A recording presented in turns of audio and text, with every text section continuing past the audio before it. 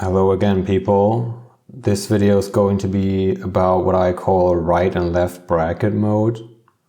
You can also call it unimpaired, because this functionality that Helix has is basically based on the Vim plugin Vim-Unimpaired, and you can use it with right and left bracket.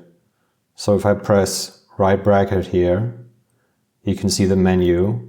And what this thing lets you do is you can basically just jump to the next object, whatever that object is. For example, if I press right bracket F, I can go to the next function. And not only do I go to it, I also select it. So this is very handy. I can now immediately do stuff here. And if I type right bracket F again, I will just go to the next function and so on. And the opposite, of course, is left bracket. So if I do that, I go to the previous thing. So if I type left bracket F, I will just jump to the next function here. And you can do this with all kinds of text objects. And these are based on different functional, these are based on either tree sitter or your LSP server, whatever you are using. So let me show this menu again here.